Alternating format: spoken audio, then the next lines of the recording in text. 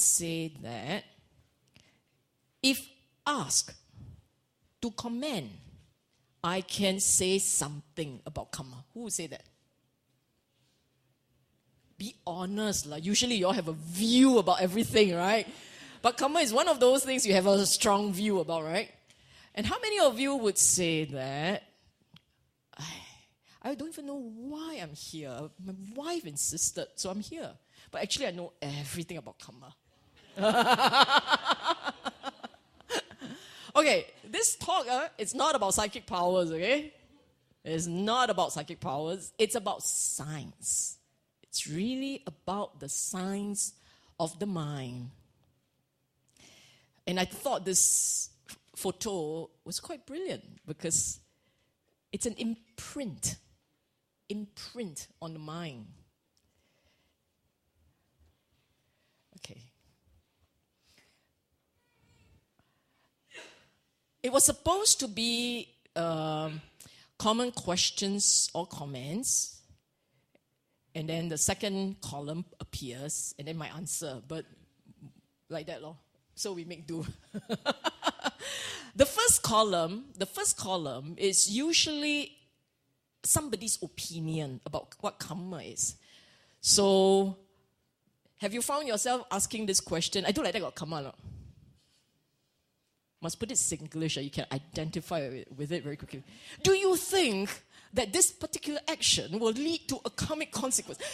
Very long. Very long. Huh? So I do like that got Kamma, no? Correct?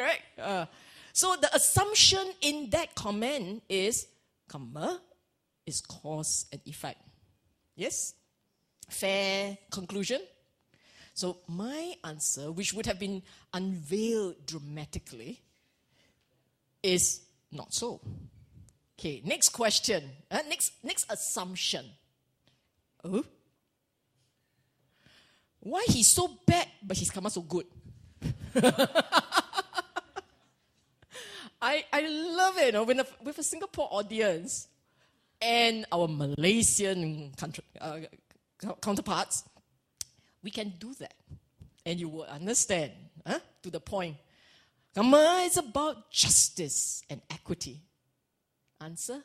Not so. Okay? And then the next one, Ayo, must be Kamma. So, Kamma was supposed to explain misfortune or a stroke of good luck. Yes? And my reply, a little too simplistic. So right up until here, are you properly confused? Kamma is none of the above? What have I been hearing and learning all these years? Got buay liao, got some more. What other comments do you think people say when they comment about Kamma? So the first one says cause and effect. The second one says it's justice. The third one says it's about good luck. What else do you think people say? Yours is only that top three. Next one. I die already, I can't see ma. Kamma takes effect in the next life or in future births. And the reply, not necessarily. Yeah? One final one. Really got such thing as Kamma me? How you know? And that implies you can't prove it. You cannot prove Kamma, right? Fair assumptions? Is this a reflection of what your brain kind of boil about? Just kind of ingredients that boil in the cauldron of your brain. Is that fair? You have any more? Okay, shall we move on? Let's talk about Kamma of this life. The whole idea of Kamma can be explained about the impact of this life and the impact of subsequent lives. So for the first part of the talk, we will be talking about the Kamma of this life. And then when we are done with this, we can go for a tea break. And then we can continue with the next life. Okay? The Pali word is put in there for impact. but I will read it out in English. It is volition, because that I call Kamma. For having willed, one acts by body, speech, or mind. 2 key words here. First word, volition, i.e. willed. Something that your mind has decided. It's a deliberate decision. It's a deliberate decision. You made a choice. Remember what he said, volition is Kamma. For having will, you act, you think, you speak. So anything that you have pondered about, you have reflected.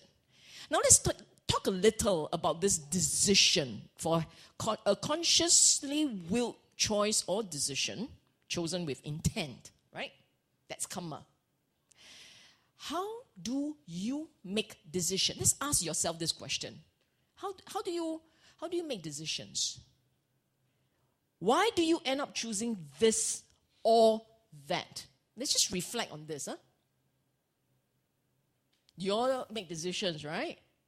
Earlier on, you decided whether to go out and eat or not, or you will just take whatever BF offers, right?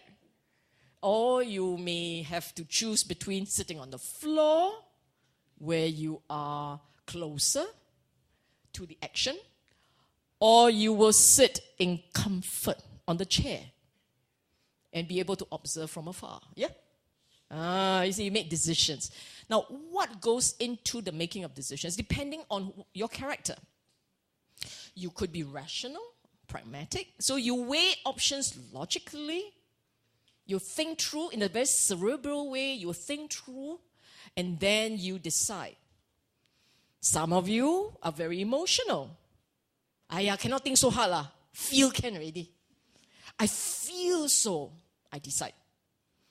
Sometimes it's a mixture, depending on the occasion. It's a mixture. Sometimes you gave up and you toss a coin. Okay? You can decide alone or through consultations. Or in terms of speed, some people decide very quickly. Others take forever. Others decide not to make a decision and let whatever happens, happens. Yes?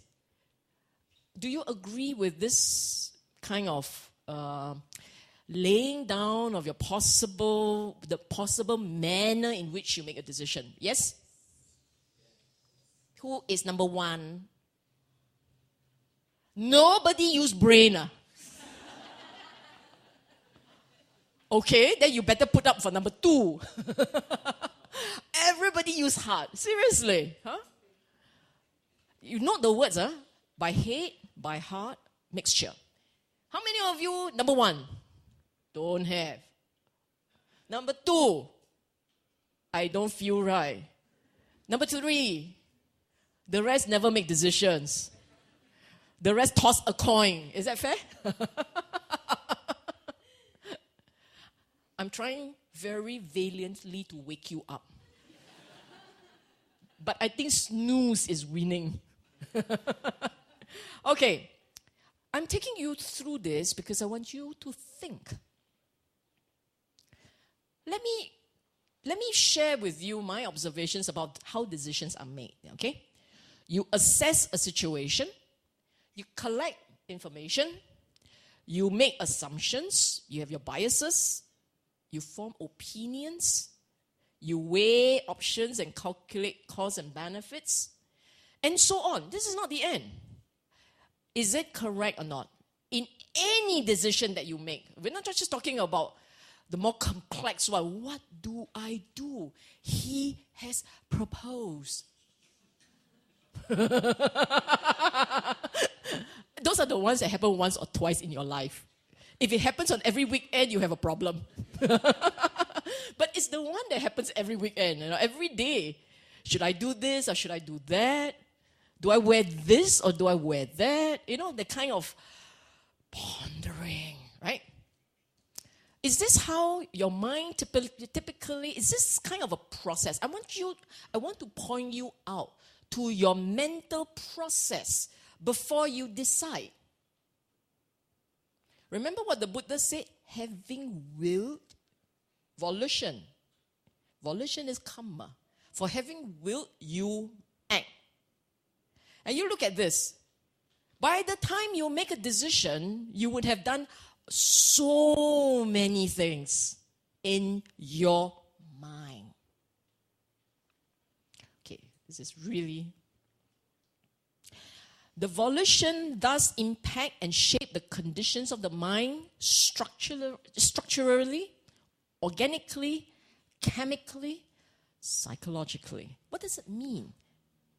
By the time you get to the point when you say, I will take the bus, actually, your mind has already pondered the issues for a while.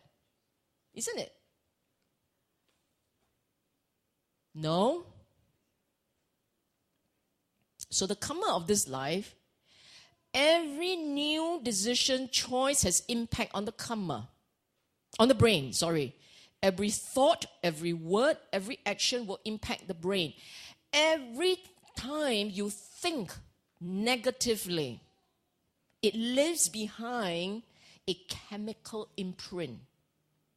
Every time you ponder something, it would have created a neural pathway.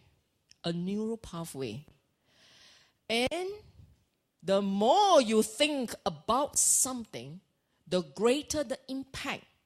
You do it often enough, you are stuck with a habit because your brain has developed an AYE. Ayer Raja Expressway. Or PIA or KPY, you leave it to you. The point here is, why is volition Kamma? You must always remember that. Buddha said, volition is Kamma. The reason why volition is Kamma is because by the time you decide on something, your brain has already structurally grew the pathway. And if it's something very negative, you would have generated a lot of cortisol, amongst other chemicals. I'm not a chemist. If you were thinking kindly, in the Brahma Viharic way, Brahma Vihara, okay? With metta, with compassion, with some equanimity and with empathy, then the brain would have been swimming in oxytocin and dopamine and serotonin, so many lovely, lovely words. The brain would have been marinating in the kind of chemicals that gives it a certain lightness, joy. If you think negatively, why he does that again? Really, some people never learn. You talk like that. All the chemicals that you are generating by continuing that kind of a conversation in the brain will boil your brain. So the Buddha wasn't wrong when he said, having will, you kena. Not Kamma, you kena. You see? And today, it is the science the scientists, the psychologists using their MRI are beginning to prove this. It's not something the Buddha said. You can take it on faith or you can take it under advisement if you think that's all the Buddha said. But the science is beginning to prove him right on the score. Then I make this point. Volition is also hemmed in by the conditions of your mind. The education, the social environment, your habits, your likes, dislikes, the sum of your life's experiences. Why do I say that? Whether or not you choose one way or the other, To some extent, it is because of a memory of a previous decision like this. Yes? I choose to take the bus because the last time I took the bus, I had a wonderful time. I saved money and so on and so forth. I choose to go to this place to eat because the last time I ate here, we had wonderful service and the food was great. You see what I'm saying? It's past experience. Then I said education. Well, depending on the books you read. Depending on the books you read, depending on the people that you associate with, and so on and so forth. They all have an impact. They leave an imprint on your mind. So this is the Kamma of this life. Not finished yet. Still got plenty more to go. I mentioned this earlier. The signs are only beginning to show. Okay. This is from a sutta. Chula Kamma Vibhanga Sutta 135 Majjhima Nikaya. Have you seen this phrase before? If you do chanting at certain temples, certain monastery, they will have this chant. Beings are owner of their actions, heir of their actions, originate from their actions, born to their actions, have their actions as refuge. Have you chanted this before? It's an inaudible reply. You have seen this before, right? Okay, now I'm going to break this down for you. Owner of their action. Choices, volition shape the mind. I told you earlier, when you think about something, you ruminate about it, you go on around it. It affects your mind, your brain structurally. It affects the chemical state of the mind. You decide, you determine, you are in control, you are the boss. You decide what you want to do. You make the choice. You can choose to be angry or you can choose not to react. You can choose to reply to an angry word with one as colorful as that on your own. Or you can choose to keep quiet and walk away. Yes? Somebody forces it on you, it is his fault. It is his fault. It sounds like a kid, right? Koko push me first. So what must you do? Push him back, no? You can make the choice. So in that sense, you are the owner of your actions. You make the choice. Fair point? Okay, let's go on. Heirs of their action. Once you have decided, it leaves an imprint on the mind, an impact on the mind. How you think, what you think, the decisions you make shape the neural pathways and affect the chemical conditions. Once that happens, you will inherit the consequences of your thought processes. The moment the angry chemicals come out, the chemicals that make you stressed, very stressed, the moment those chemicals come up, what happened to your mind? You are then marinating in stress hormones. The moment you give something, you do dana, enjoy. The joy arises. The next condition state, the joy will continue. The chemicals are there. So the moment you have made your choice, it will live the conditional state in your mind. That is why once you get angry, the anger lingers on. You continue talking in that wonderful way that led to the anger, you will continue stewing. See the word, the English word is so beautiful. You stew in your own juice. See what? English words, But you think about it, isn't that true? The moment you quarrel, and then you remember the thought that led to the arising of your anger, then you hold on to that thought. This is what the Cantonese call 自己攞嚟衰. You hold on to the thoughts, then every day, 3 times a day, you dredge it out and So angry leh, I so angry. Seriously. They took a gun to your head and say, think about this. They don't. You do it yourself. You do it to yourself. You had a choice and you dredge it up. Once you dredge it up, you inherit the consequences. Can you see that? This is not past life karma. This is this life karma. Your Lord I saw is this life, not from the past. Nobody sent a boomerang from the past to tell you, get angry leh. Nobody. And those are the ones that hit us the entire day.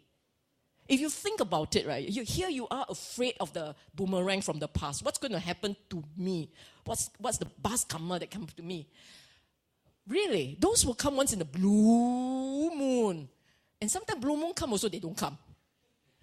But the ones that come at you 24/7, living aside 7 hours, you must sleep 7 hours so the brain can rest, okay? Putting aside 7 hours, you have 14, right? Eek. Bad mathematics. 14, right? Oops. I was testing you, you know. So living aside 17 hours. 17 hours, don't you think this kind of decisions and that kind of impact more likely to hit you in that 17 hours than the arrow from the past? Okay? Not done yet. We are still at number 2. Originate from their actions. Past experiences, past decisions, past habits all affect the now neural pathways and chemical state. The now. What you are now, that shape of the brain and the chemical conditions, the state, that was the result of past actions and it shaped the now. And from here is the lens you look through to assess the world around you. It's the lens through which you see the world, your mental framework start point. You don't believe? Okay. Many of you came for this morning talk. Right?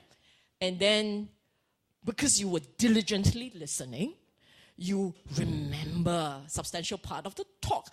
I am self-deluded. Yeah. But you remember many parts of the talk, yes? Now you tell me, it doesn't impact your action.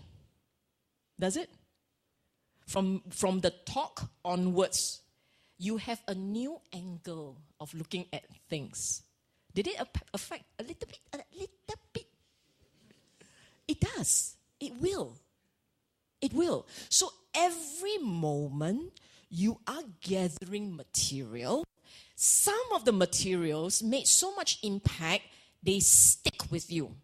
The next time you have to make a decision, inevitably or inadvertently, these little voices seep through, and then that's the angle you look at the world. So for instance, I'll give you another example. You are always a very simple, easygoing. Some would say you are gullible. I don't say you are gullible. I say you are a nice, kind, gentle, simple person. Simple. Then someone said to you, someone you trust, your mother, your father, your brother, your sister, your best friend, someone close to you said to you this, you're so gullible eh. Okay? So it makes an impact. So next time someone come to you and say, could you do us a favor? And you're so gullible eh. No. Tell me what? Tell me the details. You see what I'm saying? If that voice had never come and shaped your lens, that won't be your new start point. You will continue on your merry old soul. Your merry old ways. But because there is now that new voice that shapes your mental framework, your lens, and because of that, you now have a new consideration. Okay? I cannot be gullible. I should not be taken advantage of. Let's not be so stupid because they all laugh at me. But this become your new start point. Over 1 week, over 2 weeks, by the 3rd week, you keep doing like this, there is a new you. It's called the not so gullible you. You see that? That's it. You got shaped, reshaped. So you originate from your actions. Originate from your kamma, actually. The word kamma, the word action, you just replace it with the word kamma. It's a better word. Okay? Can you see that? The impact, your new start point. And every single material information that you adopt and consider that gospel. If you do that, your start point will keep shifting. Okay? That is why some people will say after a while, I'm very confused. Because I'm not supposed to do this, and I'm not supposed to do that, and not this and that, and in the end, I'm not sure what I should do. Yes? Is this familiar to you? Of course, not familiar to you. You are not like that. Someone else you know is like that. Huh? Yes?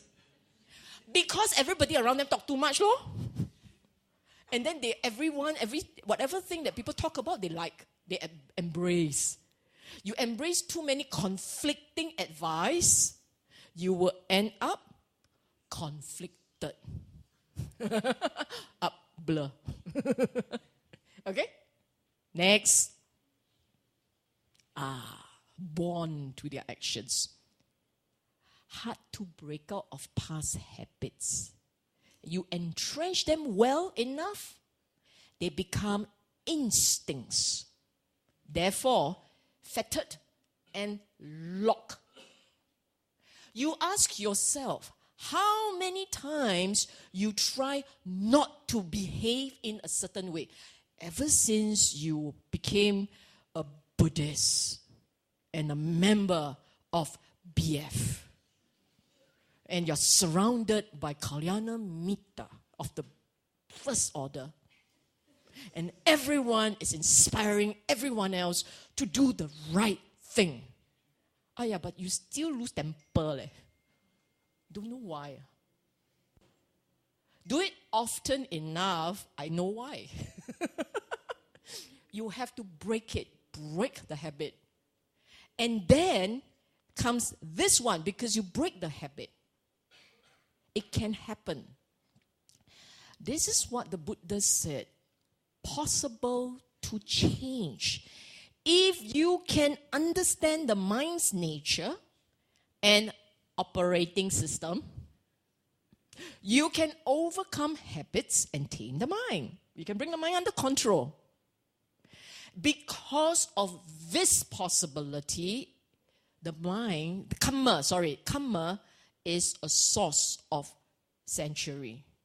If your mind cannot change, if there is an essence in you deeper than the tallest tree in the world, if it's so deep-rooted, so entrenched, no way you can change because you are you. Then die liao lah. Born like that, die like that. But in the Buddha's Dhamma, the mind is pliable. The mind can change. And it can change in ways that are so impactful. You look into the mirror and you see. This is not advertisement. You look into the mirror and you see the new you. About 3 weeks later. Persistent discipline.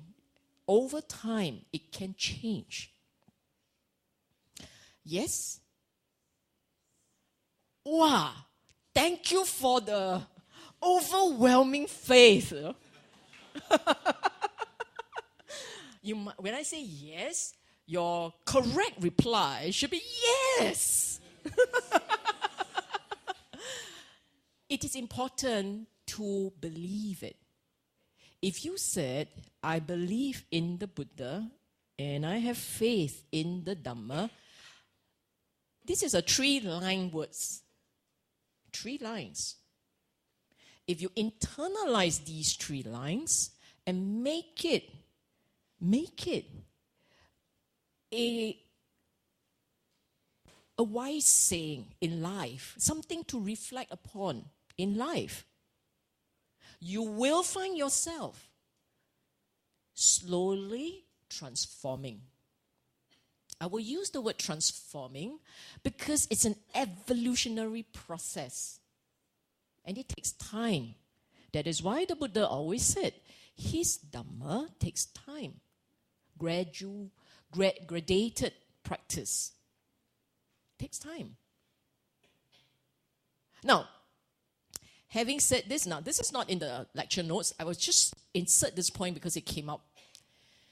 Having said this, a critical point here, it's not in the lecture notes, so you don't wait to take picture.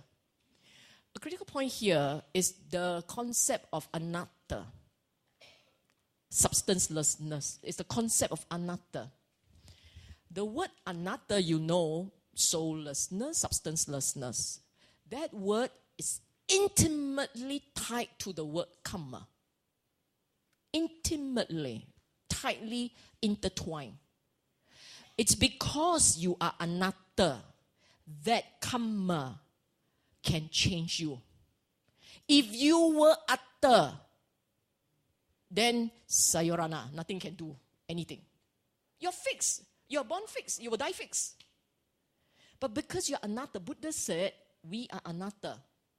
It's because you are anatta, what you believe to be your core personality, that is the result of all the choices you have made in the past.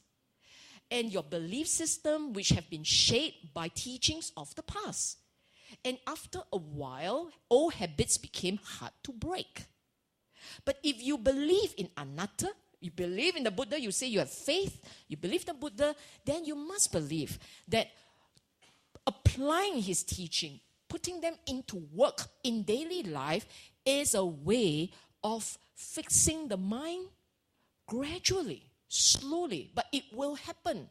What do you need? What do you need? Proof that appears in 24 hours? Buddha said, got money back. I want proof. No. But you will see, if you watch your mind very carefully, you will notice that if you sustain something, over a period, it will change.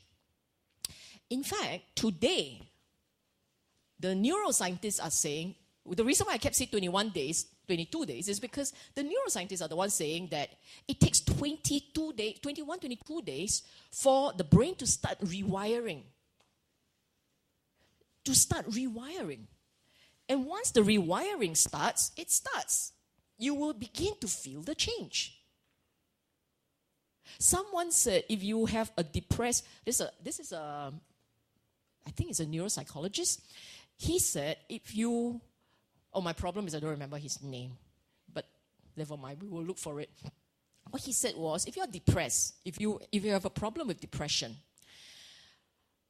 every day write 3 reasons to be grateful for. Don't be lazy, I have new ones. And it can be simple one. I'm grateful for coffee. Very simple. Tomorrow, I'm grateful for char kway teow. Very simple. Okay? Simple things. Grateful. Basically, you're teaching your mind to see something happy in life. 3 weeks, he said. Their studies have shown about 3 weeks. And you begin to feel the effects of your dedicated, disciplined practice. And what did the Buddha teach in the Dhamma? Same thing. Katanuta, gratitude. Look for something to be grateful about. Mangala Sutta, what's it about? It's about being grateful, being thankful for the things that you have. And as you reflect on these things that you already have, you begin to see the positive in life and not constantly worry or pick on the perceived negative. Because the perceived negative, for the typical Singaporean, the perceived negative should be less than the positive. But because you have become so clued in on the negative, the mind is it's distracted, it's completely focused on the negative, it doesn't see the positive. You have to rewire it. And rewiring, if you don't believe in Buddha, but you believe in science, because you see doctor take antibiotics, right? You believe in science, then believe them. They say it will work, it will change. Right at this moment, already many neural pathways shifting. Imprinted for longer enough, it will shift even more. And one day, you don't recognize yourself in the mirror. Okay, that's scary. Okay, see this? Owner, decide, determine, and control. You inherit the consequence. Basically, you will carry the neural pathways and the chemicals of the brain. That's the effects that you will feel. That's the original pathway. Original lens, the start point lens. Fettered, but there's a way out. Okay? This is actually a summary of what was said earlier. Can I move on? Somebody say wait? Okay. I like this one. I really like this. Kamma is not a boomerang or gift from the past. It is very much work in progress in this life. Okay?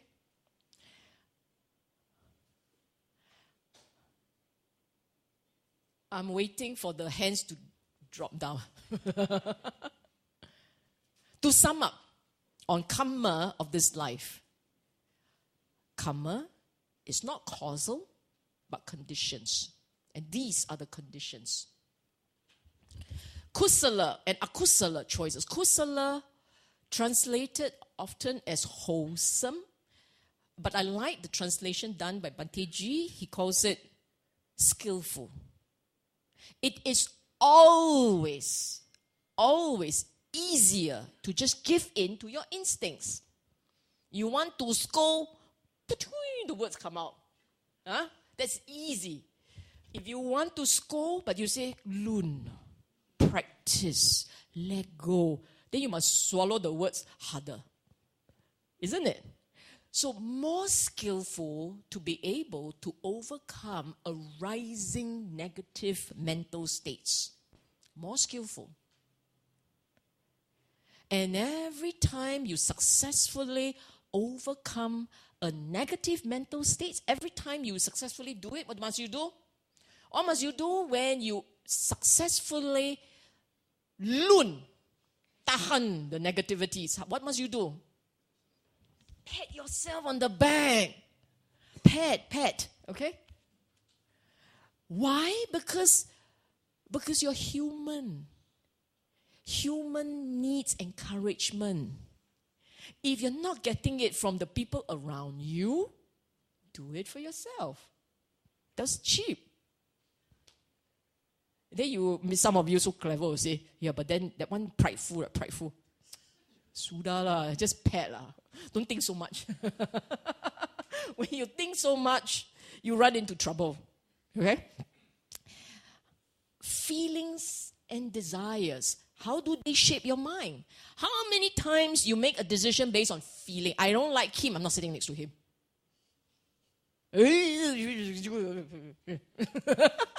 How many times? The feelings drive you. How many times does it take? Would you find yourself in a situation where you must do it because you like it, you enjoy it, you must have it, you want it? How many times you find yourself doing that? And then when you struggle, and this is the part that I must point out to you, you decide that you will not do certain things because they're akusala, but your mind keep pulling you. And then you spend all your time scolding yourself. Ayyo, what kind of bad mind, bad mind, bad. Ooh, bad. After that, you could be very demoralized. I'm a hopeless practitioner. I'm so bad. Then you can't meditate. You can't read the Dhamma because you are so remorseful. So what do? Go before the Buddha, Rupa, if you have one, bow and let go. Ask for forgiveness. That's the reason for your chanting that has a phrase that says, Before you, Buddha, I seek forgiveness. Let it be. Let the past go. Or you happily just say the words, mouth the words, because I like the chanting, but then that's about it. No, do it with wisdom. Don't think too much. Don't think too hard. Because every time you illuminate, you reflect, you ponder, you marinate. I love that word, marinate. You soak. Every time you do that, the karmic imprint gets deeper.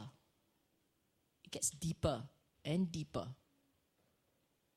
When you are supposed to take a cloth and wipe it off, you went to put more on it. Okay, anyhow, the rest goes things that you pay attention to. Why do I use this one? Things that we pay attention to leave a karmic imprint. Let me ask you, my question is very easy one. Very easy. Too difficult, everybody walks out. So, let me ask you this. Not a trick question, so must answer. Okay? Now is 2:45. Okay? From the point you wake up until now, 2:45, what are the things you remember? How many things do you remember well? And how many things do you think you've forgotten? Not the numbers, but the fraction, the percentage. Would you say I have forgotten 80%, I remember 20%? Or 50%? Or I actually, photographic memory, right from the single tooth I start brushing to now? What would you say, how much percentage is left in the mind? 20%? Okay, 20% left in the mind. Okay. Any more? Ballpark figure also cannot give. Roughly lah, doesn't matter what. I'm not marking you. Who says 100% I remember? Nobody. Who says 100% I've forgotten? So in between must be one number. Okay, who say about 80% I remember? Wow, well done. How many? You're Sati, the strong. Who say 50-50? 50% I remember, 50% gone with the wind. 50-50, okay. Who say about 20% I remember, everything else no more? All right. And who say 10% left? 10%. You better hope the 10% is the Dhamma talk this morning. Who say about 10% Dhamma talk left? Those, the things that you remember, the things that you remember, they are the one that can still come up subsequently. All the rest that you have forgotten, by tonight, you go to bed, the cleaning crew will come and get rid of everything. This is not a joke. I'm not kidding. I read science a lot. There is a study that showed that if you do not spend time refreshing your memory on certain things, the cleaning crew at night, when you sleep, the cleaning crew in the brain will come and erase everything that you say you don't want to remember.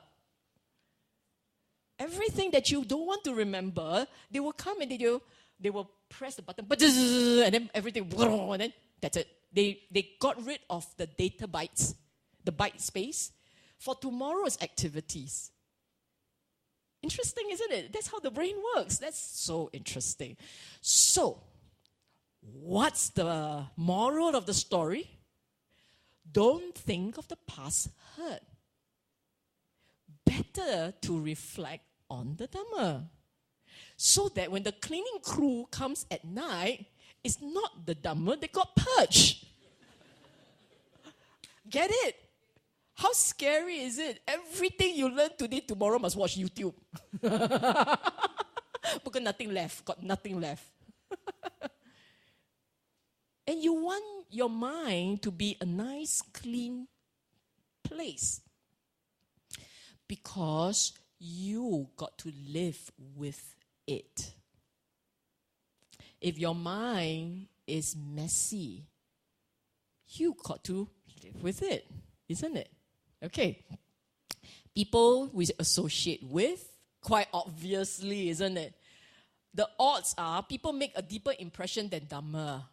Knowledge, Dhamma knowledge. Dhamma experience and Dhamma seeing is a different story. Those Those make an imprint so deep you can carry between lives. But Dhamma concepts, when they are only concepts, like Da means what, Ma means what, Dharma means what, you know, that kind of concepts, right? That you will not remember very well. And those are the ones you will forget. But the people, the fella meet you once, all he has to do is to say, you were like that, ah? That's it. You will remember. That simple phrase, you were like that, ah? It's seared into the memory. Why? What's wrong? Why? Hey, come back. Say some more. You are a sucker for punishment, I tell you. People you will remember. You look at the word I say, experiences we own. Why do I say experiences we own instead of experiences? Because you have 1,000 experiences today. The one you choose to remember, they are the ones you own. When you drink coffee, you don't really care, right? Except when people take your coffee, then you care. But the experience of drinking coffee, you don't really care. So you don't remember. What brand? I don't know. Something like that. But the one that you own, the fights that you have, the sweet talks which you had, those are the ones you remember. Because it gives oomph to the eye. The ones you own are the ones that gives a meaning to the eye. And those are the ones you remember. Thoughts we revisit. Again and again you revisit, the more impactful it becomes. And so on. There are others. You are who and what you make yourself to be. Sombering. What you choose to call yourself, what you choose to be, because you call yourself, you label yourself. And then that becomes the image you own. And defend to the death. Quite drama, one. Why am I making it so drama? When you laugh, you will remember. Okay? So it's not because I'm just corny. It's because when you laugh, you will remember. Okay. Now, this is a separate part of the talk already. Oh, maybe we should take a break first, huh? You want a break? Okay, we take a 10 minutes break. And then we come back for more. Conditions that we are born with. See, earlier on, we were talking about the Kamma of this life and how repeatedly you shape the conditions in the mind, and then you are often caught by the conditions of the mind. Now, we can talk about the more traditional appreciation of the word Kamma, which is the effects you carry in this life that came from a different time. Okay? The Kamma of the past life. Also found in 135 Chula Kamma Vimanga Sutta. There are two suttas in the Majjhima Nikaya. If you're very interested in Kamma, you should go and read those two closely. One is 135, Chula Kamma Vibhanga Sutta. The other one I think is 136. I'm not sure it's 134, 135, or 135, 136. The other one is Maha Kamma Vibhanga Sutta, which we will also share subsequently. This one deals specifically with the conditions that you are born with that came into this life with you. Okay? And it was a conversation that the Buddha had with someone who wanted to know, why are people born handsome or ugly? Why do some people have long life and others have short life? So longevity, looks, physical appearance, health conditions, health status, the charismatic nature of the individual, whether people give them respect or not, wealth. These are the conditions that the Buddha spoke about in this sutta. Okay? You may be familiar with this cause and effect thing. Because you did this, that happens. That thing. And I told you, no. Kamma is not like that. Kamma is about conditions. Okay? Now here is the proof. Buddha's reply. Why do people have short life? He said, they kill, murderous, bloody-handed. They kill, they are murderous, they are bloody-handed. All in inverted commas. In the inverted commas, they are quotes lifted from the sutta. Quotation. Let me point. Quotations, huh? They are lifted from the suttas. So he said, the ones who kill, murderous and bloody-handed, they will have shorter lives. If they were born human, he said, when this being who kill, murderous and bloody-handed, when they passed away, they could end up in hell, in the worst of state, in hell as an animal or as a peta. But if they were born a human, so they can still come back as a human. If they were born a human, they will have short lives. As opposed to the one, look at the words, abandoned killing, gentle and kindly, abides compassionate to all living beings. These are the ones who will then have a longer lifespan. The point that I want to make is this. It is not a singular act. It is an extreme state of mind. To be murderous and bloody-handed implies a state of mind that does the killing regularly and enjoy it. Murderous. This is not murderer. Murderous describe a state of mind. And you look at the next one. Gentle and kindly. Abides compassionate to all living beings. So those are states of mind. Okay? And then you look at the next one. Poor health. Poor health. The Buddha said is given to enduring. I.e., you do it regularly, habitually, typically. You do it all the time. It's a habit.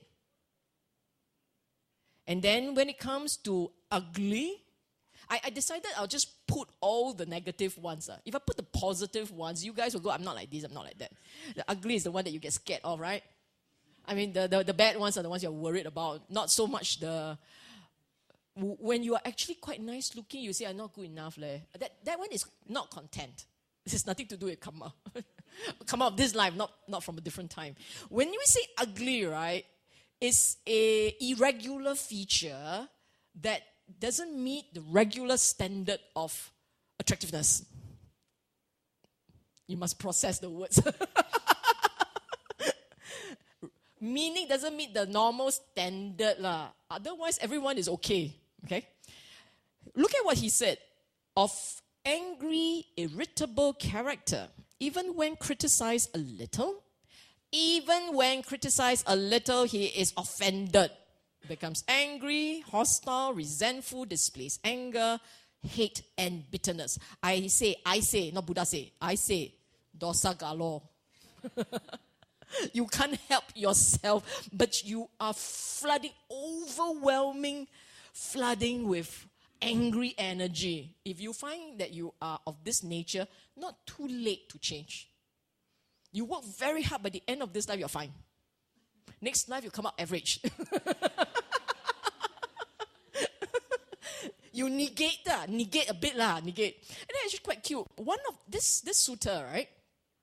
In Majjhima Nikaya, it was a conversation between a guy and the Buddha. I can't remember the name of the guy who asked the Buddha. But in another sutta, I think it's the Samyutta Nikaya, Queen Malika asked the same question, posed the same question to the Buddha. So there were many people in the Buddha's time who wanted to know why long life, why short life, why. Okay, so there were people who asked. And the cute thing, I mean, for the ones who know about Queen Malika, wouldn't you assume that having married the king, she must be one beautiful looker, right? Yeah. Chiobu must be, right? Must be chiobu, right? But in that sutta, at the end of the sutta, she said, I must have given a lot of dana and I must have been a good person. But I think this life I'll try not to lose my temper. So she admitted that she wasn't a looker. Okay? That was quite cute. Anyhow, side step. So that's ugly. Now come the more interesting ones. Low influence, poor, low social status. Okay, low influence. You're envious, and Buddha, just to make sure you got the point, envies, resents, and begrudges. What it means is, sometimes you have people who command the respect of others. But your reaction to that is, so or not? Really, man? He's so good, man? You nag and grumble. I don't believe it. I don't believe people are so good one. I don't believe. Oh, die. Next life, you can't even influence the clerk at the desk. But this low influence actually means no social status type. You cannot influence anybody. Poor, the Buddha said, does not give food, drinks, clothing, carriages, garlands, i.e., there is no support for spiritual religious causes. He didn't say bhikkhu. He said brahmana, shramana, brahmana, meaning spiritual practitioners. He didn't say bhikkhu. He didn't say, you never dana my bhikkhu, therefore. So he just say spiritual. Okay?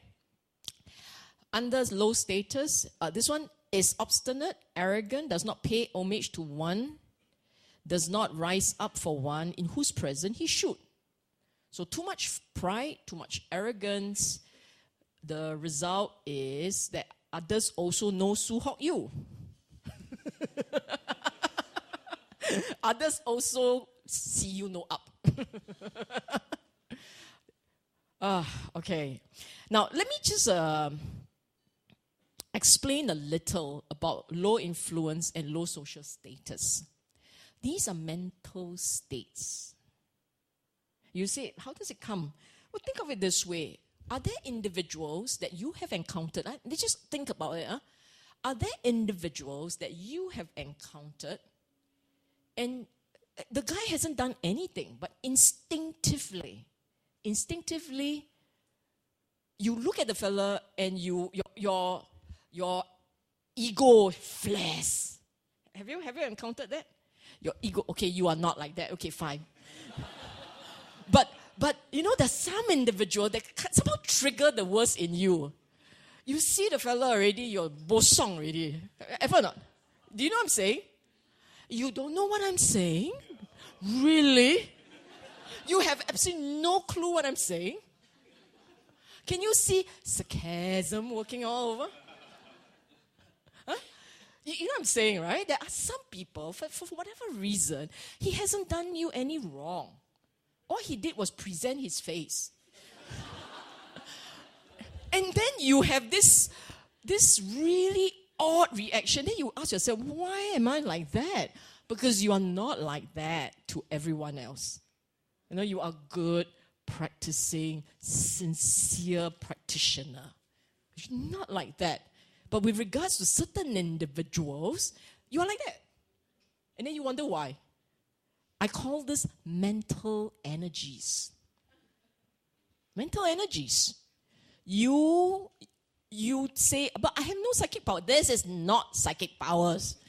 This is mental energies. The person may come with a mental energy of a certain type of rating, certain type. And then your chemistry come into contact and it creates a bzzz. a negative, and then you couldn't learn from this person. You just couldn't do it for whatever reasons lah. And it will take effort on both parts, both sides' part, to try and overcome all the habits and instincts. Now, this is between you and someone else's mental energies. Then you notice that there are individuals that will trigger the same effect from everybody, except the most saintly. Most people will come into contact and go, wow, this person, the ego so big. He hasn't even opened his mouth. But everyone could feel the balloon. Have you, or am I talking noises? You are making me so insecure,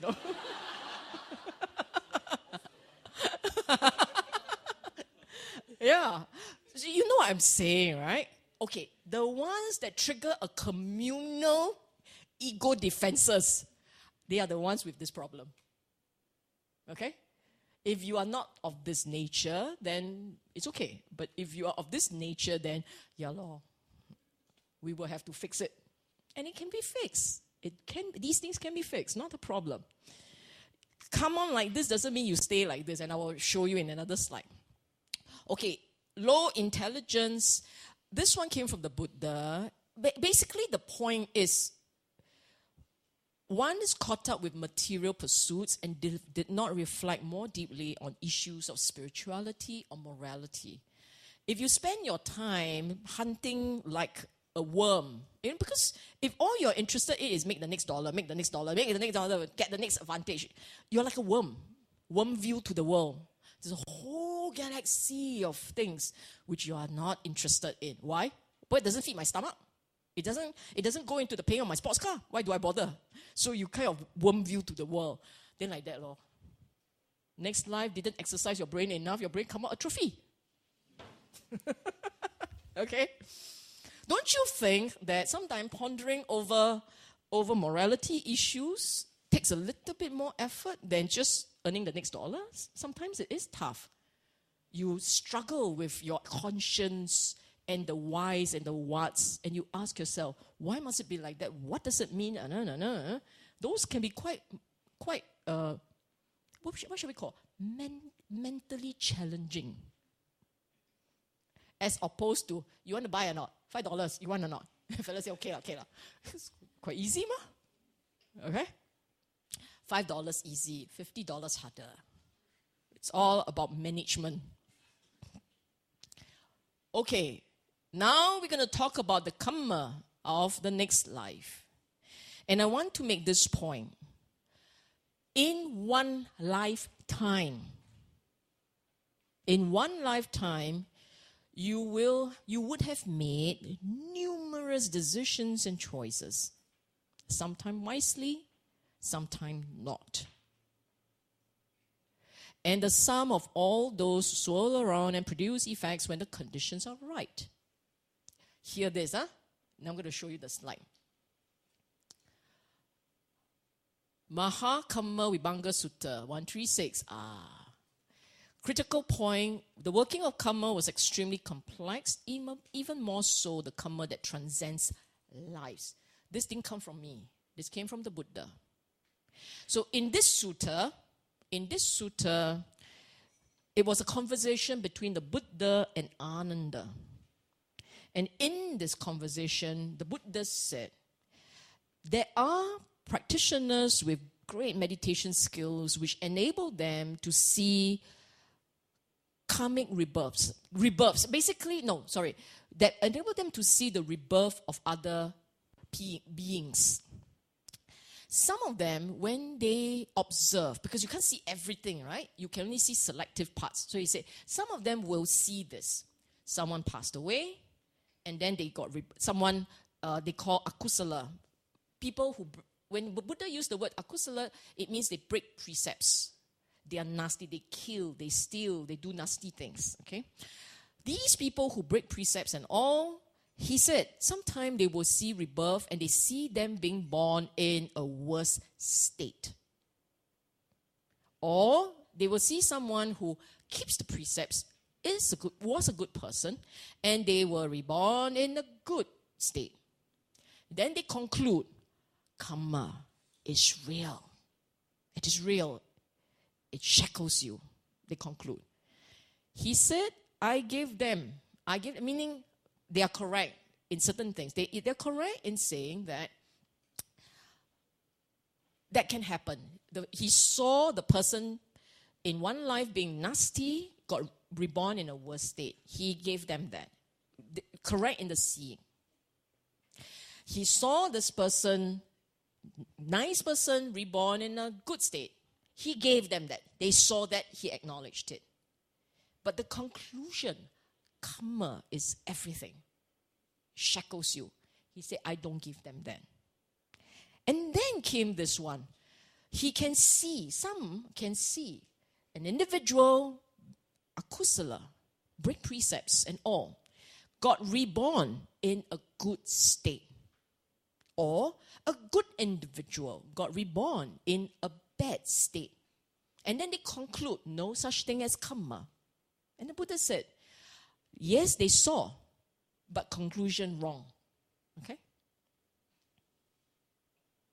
See, usually when you have this kind of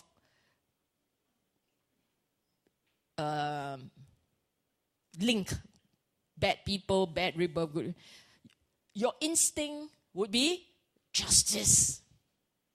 And then you have this one. Why? Surely you're not going to take photo of that, right? That's just to make an impact. Okay, this is what the Buddha said.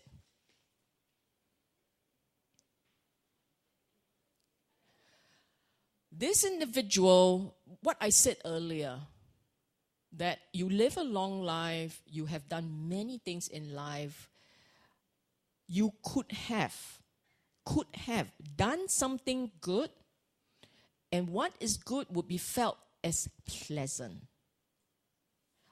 This is what the Buddha said. Earlier did something good, later did something good. At time of death, held right view. These, at that time, you suddenly remember something good. So you might have done a lot of, fundamentally, you break precepts. Fundamentally, if someone sits around and do a relativity score, you score as bad. Because more akusala than kusala. But what you do remember, it's raised at death, it's a good one. Earlier did good, felt as pleasant. So at death, he remembered the good. He felt the pleasant, the joy. Remember what I said this morning, the joy? The mind lifts. Ta-da! Play the lute. Heaven play lute. Play the erhu. Or earlier did an evil action which you will feel as painful. Earlier or later, within the lifetime, at time of death, acquired wrong view. And then, ta-da! Bad. Okay? But what else did he say? He said, this one I have to explain because I pick, and then I drop a few words. He will experience result of that. The word that refers to his collective action. The kusala or akusala person that he is fundamentally, he would still experience that here and now, in the next birth, or in subsequent existence. So, you can have the sala rebirth, meaning not fair. You will protest, you hold the placard and complain that this is not fair. The sala rebirth. That can happen. But he cannot dodge fundamental nature. If for the longest time the guy had been akusala, at some point the akusala habits that stain the consciousness will catch up with him. This is what was said in Mahakamma Vibhanga Sutta. character. So that is still the reason why we would want to ensure that the choices we make in this life remain kusala. Because that would still have impact on your rebirth, yes. But, at time of death, you kepo go and think of something awful. Then you end up in a worse state, it's okay. You just have to bear with it for a while, and then you're out of it. That's basically what it said, what he meant. There are always way outs. You just got to make sure you get it right, understand the fundamental driving forces, and get it right. Okay? So what? Oh.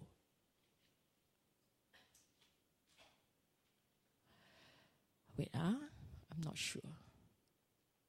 This one I have said earlier, right? There was, in Buddha's time, the philosophical debate over the concept of Kamma. The concept of Kamma it has a history of debate in his time. So when he talked about Kamma, it's not like the way we understand it. Our understanding is really quite off. But in his time, there were all these debates. Some would say that Kamma is deterministic, like the Jains. The Jains believe that once an action is done, that's it. It conditions your rebirth, it conditions the conditions of your life, and so on and so forth. Nothing changes. Then you have some of the other ascetics. We call them the materialists, who insisted that there's no such thing as karma. So Buddha is not saying these guys cannot see past life. He's saying that they drew the wrong conclusions from past life because they can't see that well. They see one case, two cases, and that's it, concluded. Whereas the Buddha would see multiple ones, multiple, and eventually he will conclude from many, many, many instances. And Buddha's teaching, the middle path, it is not the end all and be all, meaning not like the Jains, you do something and that's it, that action will shape you. No. But neither is it irrelevant to life's conditions. There's an impact. So earlier on, we spoke about the karma of this life. You know there's impact. Constantly there's impact. But there's a way out, you can change it. Then we talk about the karma of life's past. And we still say, it can change. You can come and be poor when you were born. Bad things, not great. Limited opportunities. But over time, when you work hard and you try hard and then you were a nice person, you're constantly being a nice person, people can be moved and then you find yourself a sponsor. Don't everything blame on karma. Sponsor also karma. No lah. Some things are, not all things. If you want to say sponsor is a karma, it's a karma of this life. Because of your kindness, because of your good attitude, because you move someone emotionally, the person comes along with assistance for you. You know what I'm saying? So they're karmas of this life. Buddha said, understand how it impacts the mind, fix the mind. Okay? Buddha never meant for karma to explain misfortunes or good fortune.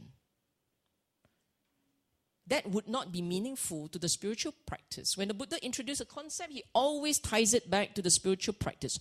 So then the question is, how? How is knowing karma relevant to the spiritual practice? Knowing the concept of karma, how is it relevant to the practice? Number one, you can take picture. Buddha had always talked, you know how the choices that we make is the result of the feelings that drive you? And he tells you, they come and they go. Contact gives rise to feeling. Feeling gives rise to craving and so on. So understand that it's possible possible for craving to cease. This is about craving and cessation of craving. And the practice makes it possible for craving to cease.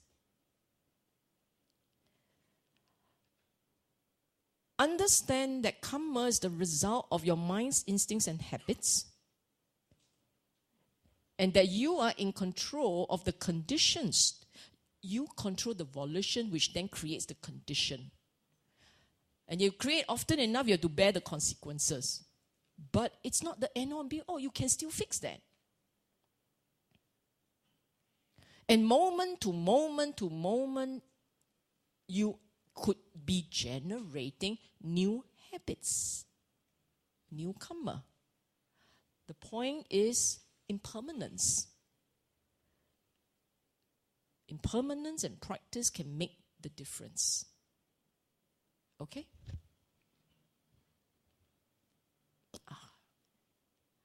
The Buddha wanted his disciples to be responsible and take charge of the mind.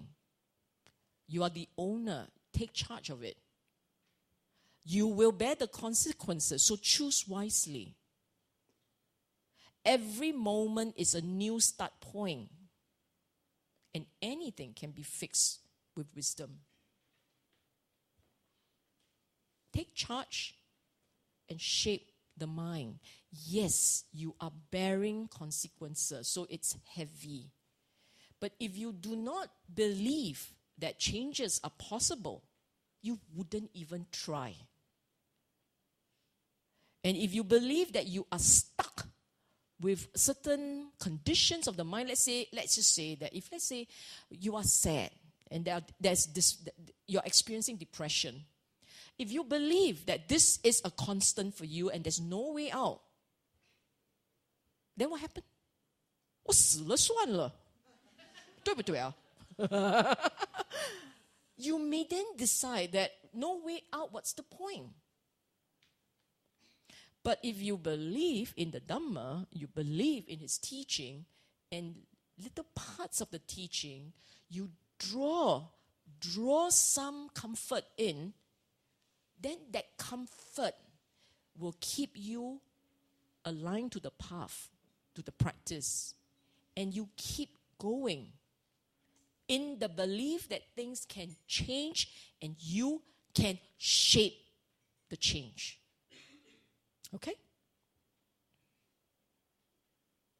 Remember this wonderful sutta in the Anguttara Nikaya that says the 4 types of individual.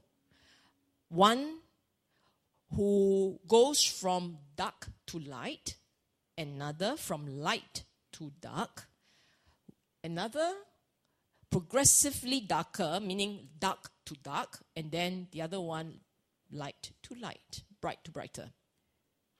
The point here is nothing is fixed.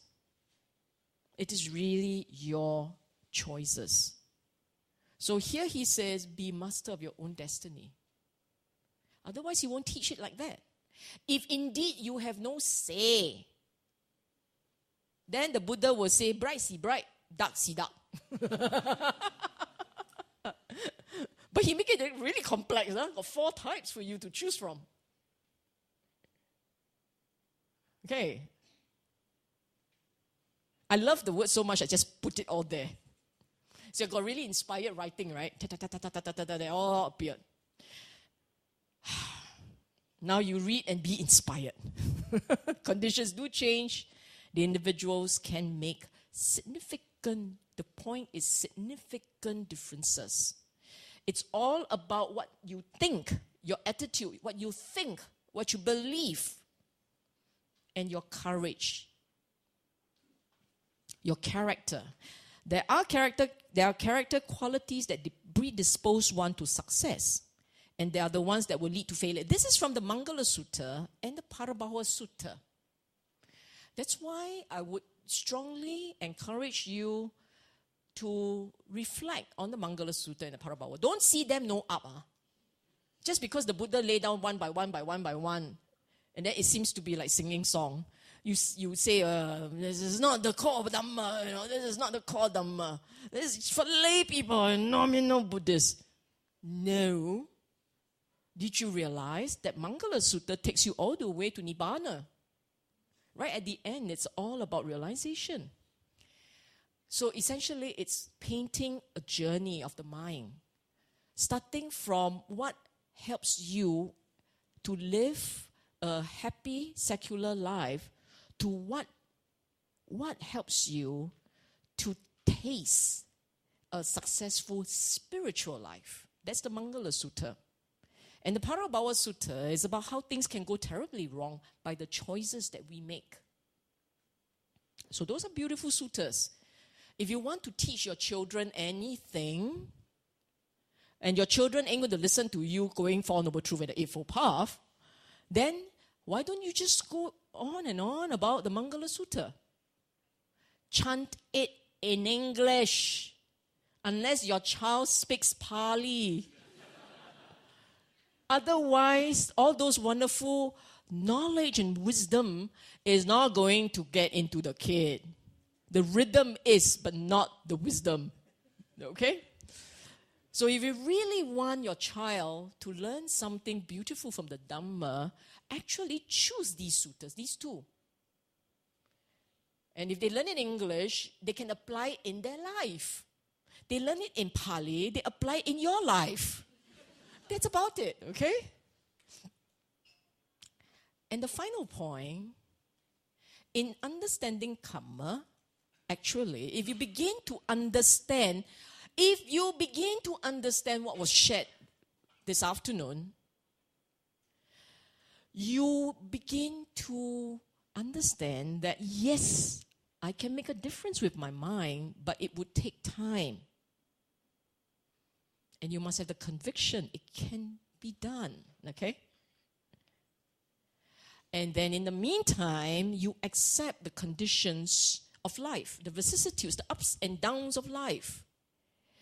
There will be people who will say bad things about you. It's a given. If you fret over everything people say, you are just going to be the product of people say. There will be people who are not nice, but there will also be the ones who are really nice, really kind. Then let it start with you. You be the one that started all. I love this final line. You are responsible only for your internal world. And that's the real world of Kamma. Kamma of the mind. Sorry. Take picture.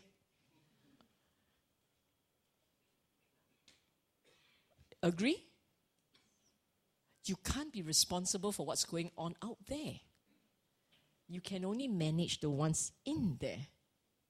And if you manage the ones in here, the ones out there, okay lor, we will outweigh, we just let be, it will fade. We like to think that we are the center of everybody's universe. But the reality is everybody is the center of everybody's universe. So people say, oh, why you wear like that? You can't take it. I will go kill myself after this.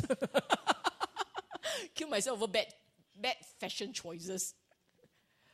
But actually, you really don't know what's in their mind. They are in a bad state. They are angry. They are annoyed. Everything looks bad to them. You could be dressed in Chanel. And still, they look at you and say, Chanel. Chanel, Chanel. It's just humans' emotions and moods and instincts, and you cannot allow yourself to be held ransom by moods and habits and instincts. That's what happened to us. If you don't understand how the mind works, you will end up being affected by moods and feelings and instincts of other people, which affect yours, which affect them, which affect yours, which affect them. And that's the samsara we're talking about. The scary one. Okay?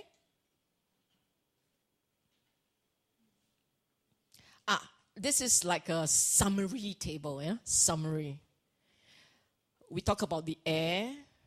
Know that there are choices, choose wisely. Consequences to the choices, choose wisely. Don't keep looking back. Now is your start point. The fetter part I said, may sound a bit negative. Fetter, right? Sound negative. But you can also be fettered to good, ma. So do the good and create the positive conditions. It's a refuge. Whatever is the problem, it can be fixed. Because a problem is as big as what your mind says. Okay? Be proactive. You choose. Move from light to dark, or dark to light. Surely you must choose dark to light. And this whole notion, all road leads back to dukkha. All roads lead, remember the Dhamma, all roads lead back to dukkha. Why do we have sense of dukkha? Because we have craving. You fix the mind and the external conditions will fix themselves. You fix your craving, the arisings of your craving, and the rest will affect you less. Okay? Okay, that's it.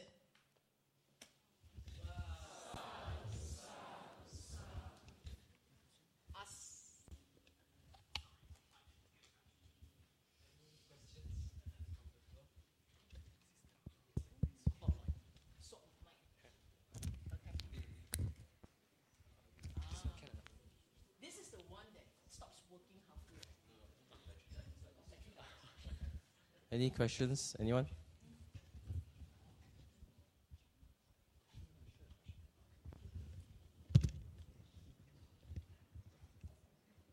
We have a question there.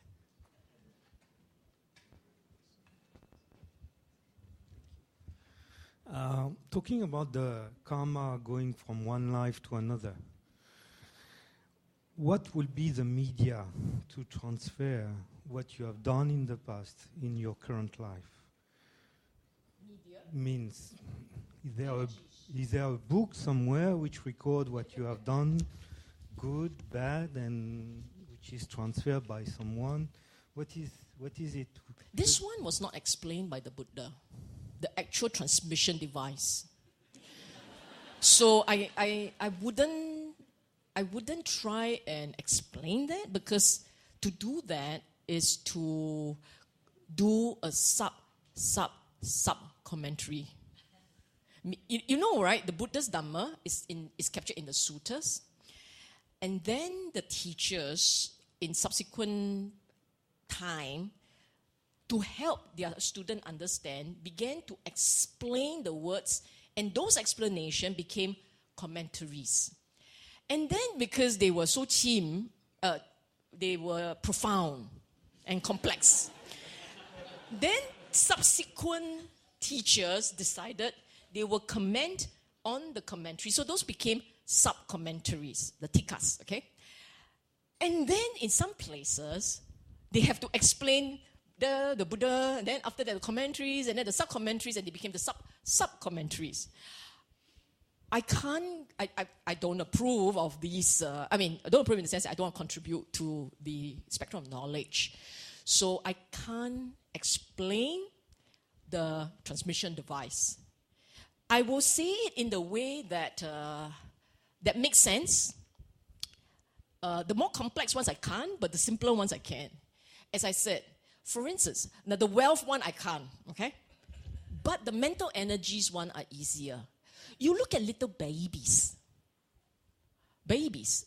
If you have twins, look at twins. The best, because they came from the same, usually it's the same egg, right? And, correct, huh? I got very little experience about this. Yeah. So they came from the same egg, then logically they should be quite similar in behaviors and habits and character, right? But no, you can actually see discernible difference in personality. So something triggered. Something triggered, and written into the genetic code. We call it the genome. Genome. Yeah, correct, genome. Yeah. Written into the genome are all the instructions that will eventually translate into visible behavior. The genome. The genomes will determine your physical characteristics. It's only recently that they begin to realize there are evidence that they also affect certain types of behavior, personalities. They're beginning to realize that it doesn't just affect physical form, it also affects mental traits, certain mental traits. And those, how does it work? I don't know.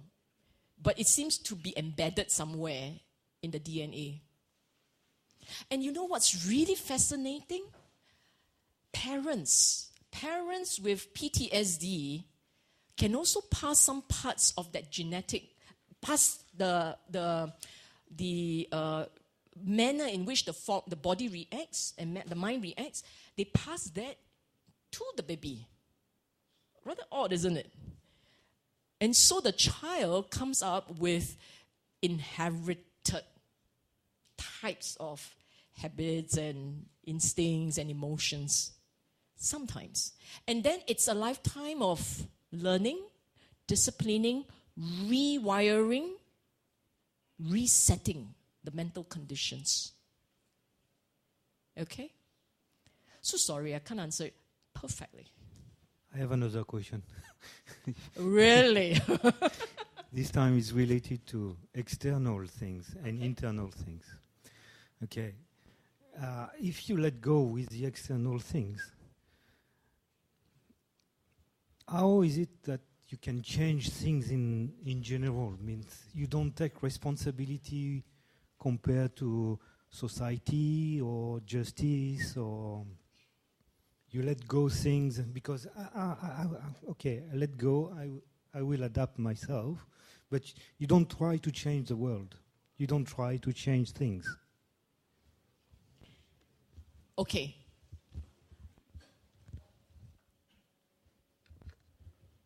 Yesterday, there was it yesterday? I'm trying to recall. I drop so many things I sometimes forget. Yesterday, I think we had a conversation. I'm trying to recall the face of this person.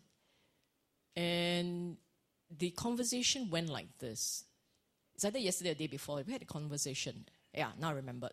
Today is Sunday, right? It was a Friday night conversation. And someone said that the person said, I was queuing at a food queue, and there was someone ahead of her who was going to get food. Old man, yes. And he wanted chili. And the store owner refused to accommodate. Refuse. You want chili, you pay. So my friend said she was caught in a little bit of a dilemma. On the one hand, don't do anything. Buddhist, let go. On the other hand, compassion, must do something. So there was this internal dilemma going on, and I was asked this question, what should I do? I said, pay the money for old man and do it. Just do it. And don't thinking about it, so much so that you bring into a discussion and carry this dilemma into the discussion. I'm not saying that by letting go, you do not do the right thing. When we use the word to let go, the point is to manage the craving, the wanting in the mind. You can fight a battle without getting angry. But you don't have to fight with the anger. You can do what is right in a manner that is still consistent with your practice. Now, this practice is not just about doing the right thing. You have to understand that. This practice happens when you understand effects. Because you understand effects of the mind, then you choose to do the right thing because of your understanding of the effects. Suppose, let's say, you say, I want to cut smoking.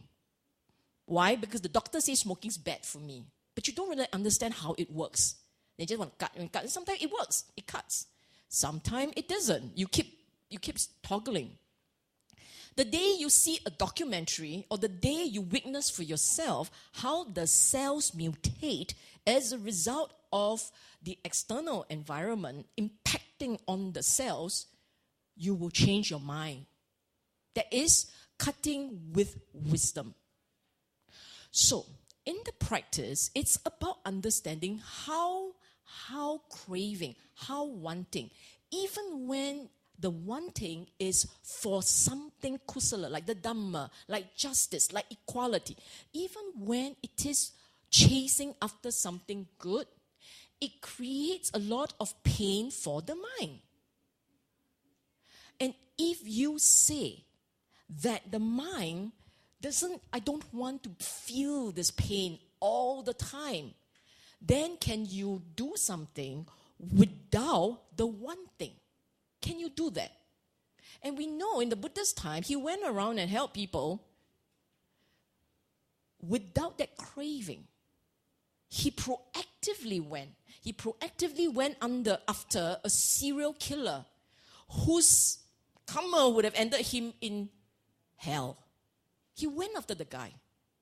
He went and he helped somebody whose kid died and she couldn't accept it. He could have told her, let go. He didn't. He told her, okay, I can help you. Can you go into the household and get the mustard seed from somebody whose family has seen no death? It's intelligent and wise intervention. And sometimes the intervention you think is wise because you have an opinion about what's right or wrong. Then you have to be very sure it's not about your opinion and it's not about your ego. I would say that when you begin to practice and you begin to understand correctly, you will become more compassionate. You will. Because you begin to feel empathy for others. Now, it is about you understanding their pain. It's about you understanding why. Why is it they are always so angry? Because you know that only when a person is in pain will the person lash out again and again, the lashing. It's because of the pain. So then you are not fighting your own anger and desire. You're not fighting this person. You are helping another to deal with the mind. The mind. So, no, letting go is not about not caring. Letting go is about allowing and understanding how to let the craving soften. I'm not even saying craving gone. Soften. And when you can allow that craving to soften, if you know how to, because the method is about doing that successfully, when you know how to, actually your help, your intervention may be more effective. Because the individual whom you are trying to neutralize may feel the positive energy better. And then doesn't see that the intervention is against them. Their ego doesn't go skyrocketing. It's hard to understand the mind. The practice really is about understanding the mind. And then through that understanding, learning how to make the correct choices. You know, the Kamma is about choices, right? Because you understand how the mind works, you are in a better position to make wise choices. And when you can make the wise choices, what's the benefit? You actually feel more peaceful. And immediately the people around you will feel happier. They will just feel happier. Don't know why lah. Gong like that are happier. Because it's soft energy, you see.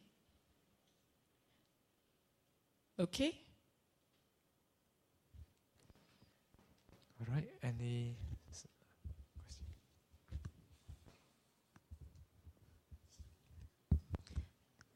Okay, thank you, Sister Sylvia Bay, for the talk.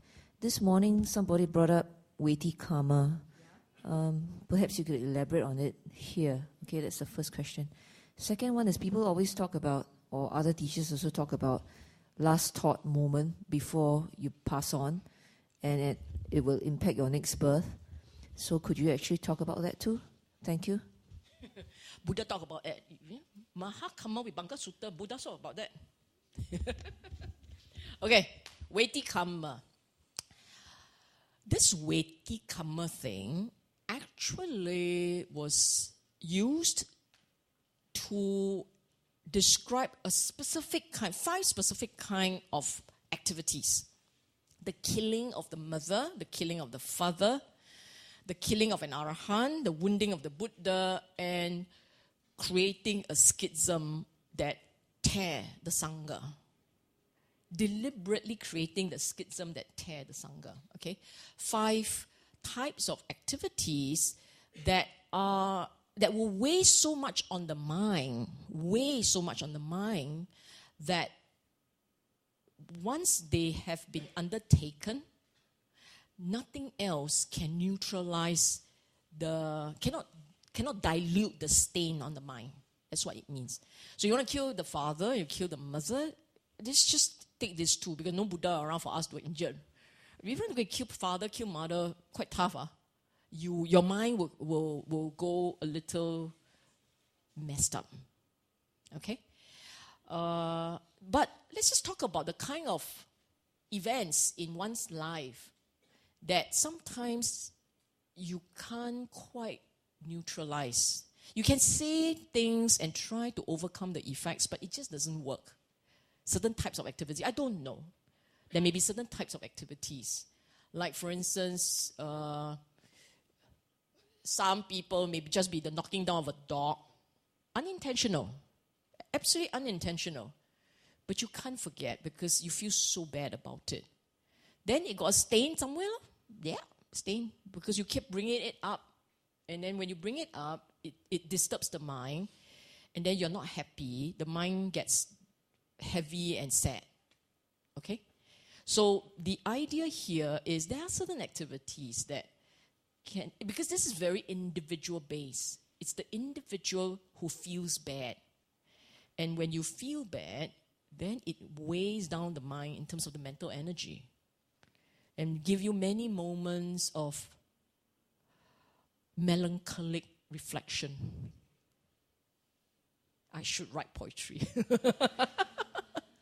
Okay, so that's one point. What's the other one? Last thought moment. Okay.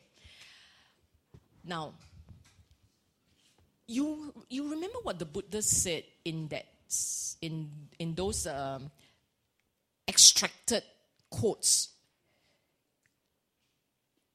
Either earlier or later, you recall a painful event which is felt as painful, or a good event which is felt as pleasant. What does it mean by the last thought? Is that it's the transition point between one mental state to another, and in the transition point, the link is there. If it's heavy, it's weighted down. If it's sad, it's weighted down. If it's angry, it's weighted down. It's gross energy. Gross mental energy, the mind is weighted down. That's the idea. Okay? Now, is that connecting? But think of it like you go to sleep at night. I love to use this example. When you go to sleep at night, you go to sleep angry, will you wake up springing out of bed in delight? Would you? The odds are, if you go to bed angry, you will wake up kind of sian, heavy, tired, a little bit moody, yeah? Okay, tonight go to bed happy. Go to bed happy. See whether tomorrow you'll wake up light-hearted. It's like the mind, the mental energy never got flushed properly, and then it carries on. It just take on.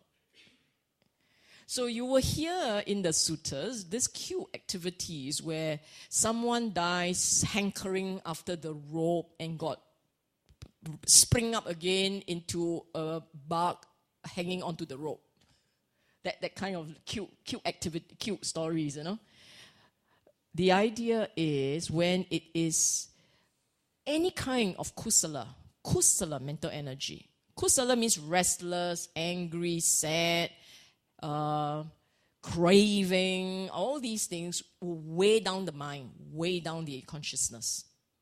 And then you will spring up heavier, grosser. Okay?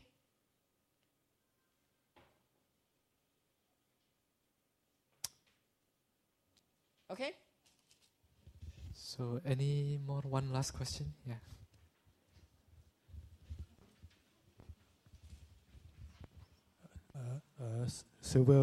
Sister Sylvia Bay. One question. Let's say a person have done the volitional action. He will be the heir of his own this karma, right? Then there's also another part. Let's say, for example, road rage, right? A person has committed this, and there's a degree of volitional volition. Huge degree of volitional action. There's a volition on his part, but there's also another. He becomes the heir of this, right? There's another part. The law of the land also impose a penalty to it, you know. So, and that depends on the law of the different jurisdiction, the degree of penalty. So, what do you say about that? That is outside of the mind already. Yes. Outside of himself. It's not the Kamma part that the Buddha talked about. Very clearly, when the Buddha explained in part, you recall the words that he used. Volitional. You make the choice. The impact on the mind. That's the world you carry. He didn't say the world you carry. But, you know, the Buddha has always said, what is the world? The world resides in this phantom long body. Meaning to say that it is whatever you experience of the world, whatever is your experience of the world is the world. But it's what you perceive, what you pay attention to, what you react to that shapes the world as you know it. As you know it. Does it matter what's the objective world? No. It's the world as you decide and experience and react to and feel about. That's your reality. So, in answer to your question, when we talk about Kamma, we're talking about the Kamma of this world here. Whatever external activities, you shouldn't call them Kamma. If you do, it didn't come from Buddha, it came from you. Okay? If you go around saying that I am bearing the Kamma of my past action and I have to pay for it, not Buddha say one. Then what you say one? You use his Kamma in your way. Not the Buddha's way. There are vipaka. There are consequences. But that's not what the Buddha wants you to pay attention to. Because those you can't do much about. What is happening outside of you is not something you can control. Buddha didn't ask you to pay attention to that. Buddha wants you to pay attention to your mind. That's the Kamma he said you can do something about, and you should, because that's the one you experience. I'll give you an example, okay? You are, for whatever reason, in your ripe old age, very negative person. Because you choose to constantly tell yourself the world is a nasty place and people are not nice and they will take advantage of you whenever they can and blah, blah, blah, blah, blah, blah. Then you wonder why there's no one next to you. You wonder why is it in your ripe old age that you need help and those useless kids of mine are not around. We keep calling them useless. Is it their fault? But never mind, you know that. Then one came.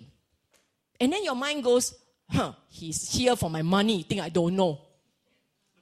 That's your world. That's not what he came. Despite his reservations, he came. But you had this painted world, remember? And then you say that they are this and they are that. And then, okay, he came, his sister came, his brother came, they all came. And you say, you see, they're all Kamma, hankering out my money. You think I'm going to die tomorrow. You think I don't know. Siang kong eh? Siang kong eh? You yourself happily churn out a world where everyone is all ready to get rid of you. And then you won't eat their food, despite it is your favorite, because they're going to poison you. It is your world. And that's the scary one. That's the scary one, because it may or may not be real. We don't know if it is reality. But as far as you're concerned, you have concluded that's your reality. And if that's your reality, that's your world. And you chose to paint the reality this way. And because you painted the reality this way, Kamma. You see that? That's your Kamma. You chose that. That is why, if you are in this practice, you are supposed to only see things as they are. Kamma is not usually emphasized as a point. But you're supposed to see things as they are. What is seeing things as they are? Seeing the nature of your mind as it really is. And what is that? Buddha didn't ask you to see the conversation in there. He asked you to look at impermanence, the arising of dukkha, impermanence, and because of the impermanence, there is the arising of dukkha. And in the arising of dukkha, he said, can you see the anatta nature? So these are the key features of the mind's reality that he wants you to look at. Everything else, everything else you chose, you shape, you decide, you paint. You are the owner. That's the real meaning of this word. Owner of your mind, owner of your Kamma. The law of the land is the law of the land. But I can tell you what will happen, okay? Hear me out. Suppose, let's say, it was an accident. Let's just say accident. Don't say road rage. Road rage, you go before the court, also a bit difficult. But let's just say it was an accident, okay? And you knock someone down. And you go to court. And you're the sweetest person who is a bit blurred. That's why you knock someone down. But you're very sweet. You're a very nice guy. You go to the court. And you don't see a machine, you know. You see a human who is going to make a decision on how the state should carry out its law. He looks at you, he sees, no need old, let's just say young. Young can be blurrer. Okay, so he sees this young chap, and he sees a guy really contrite. You know, he's feeling very bad. And he sees oozing out of this guy, all the humility and all the gentleness. Do you think the court is going to say, you die? I make sure you die ugly. Would he say that? No. He has a choice. Impose a fine or suspend your license or do both. And he said, I'll impose a fine, young man. You next time don't do like that. You don't suka go around, knock people down, okay? And he imposed a fine. Is that Kamma? Some elements of it. Because your mental energy was soft and you were gentle and you were kind. And he was affected. So, do not underestimate the power of humility. And all the other positive energies. You go in there and you look like you own the court and you say to the judge, what? Your problem is it? Guess what? You're the first person in the history of Singapore to go to jail for one day.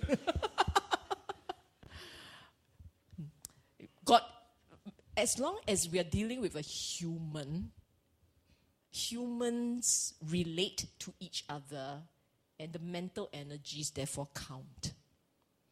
If the day comes and you're talking to ATM machine, There's no choice. The guy's not going to respond to your positive meta, You meta him, he gave you more money. It doesn't work like that. Okay? Okay. All right, I think that wraps up our session with Sister Sylvia Bay. Shall we say sadhu 3 times, rejoicing in this afternoon session?